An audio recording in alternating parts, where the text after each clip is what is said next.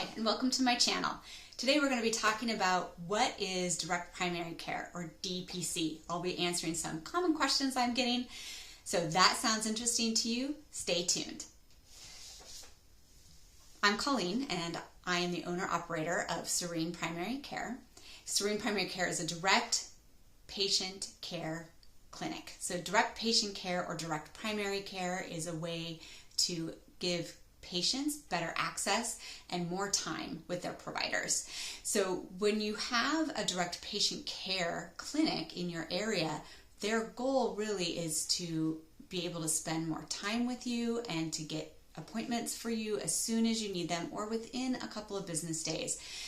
Typically, most direct patient care clinics are also going to allow you to connect with them via email or secure text messaging or video conferencing. So they really kind of open up the possibilities to answer your questions and provide you with guidance with your health questions as soon as you need it.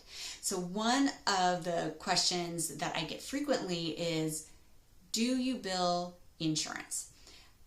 Direct patient care clinics don't bill insurance. All of your care that you receive is paid for by one affordable monthly payment.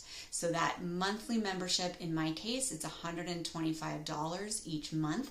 I live in Western Washington, and there are about 5 other clinics within my city that do similar, and their prices start about $125 up to $1,200 per month for their membership fees. But that membership is all you pay. So if you talk to your provider every day, if you see them 3 times a month, it doesn't matter. You still pay that one affordable fee. If we need to order labs or imaging needs to get done, or maybe we need to consult with a specialist, then your insurance kicks in. And so your insurance would be billed. Most of the direct patient care providers are really good about making sure that you have the connections that you need and they work with your insurance. I know that I do prior authorizations when I am recommending a medication that may not be covered under somebody's insurance. So that's where your insurance fits in. It still is going to be used for your labs, your medications, and your referrals and any imaging that might need to be done. So some of the benefits, we've kind of already covered that, but basically the benefit is access. In our area, it's not uncommon for people to have to wait 2 to 3 months to see a provider that they've already established care with.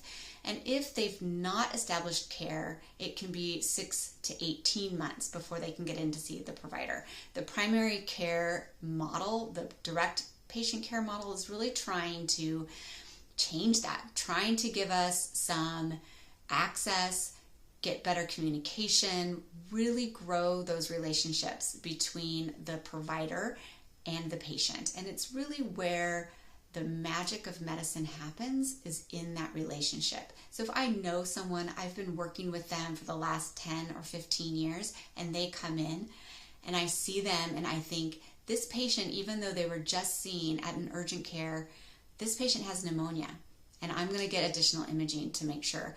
I've called that out after a patient has been seen at an urgent care because I know that patient so well. I've also seen a patient who had very high pain tolerance, so was not presenting as they typically would for an appendicitis.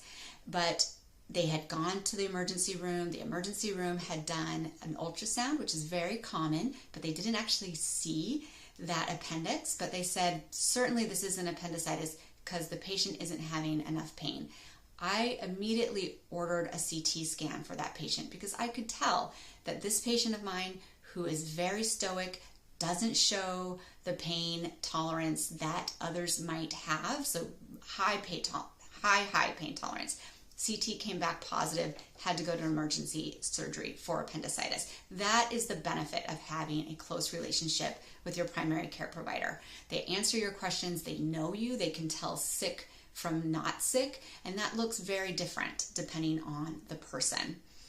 What else do I typically hear? Affordability, is it affordable? And again, it depends on who you're working with. $125 is certainly a very affordable amount in this area. Most people are spending more money on their lunches or joining a gym, so that they can be very affordable and still have excellent access to your provider.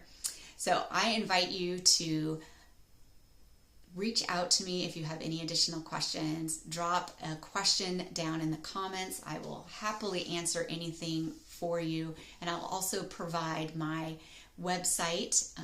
If you need to reach out, then we can connect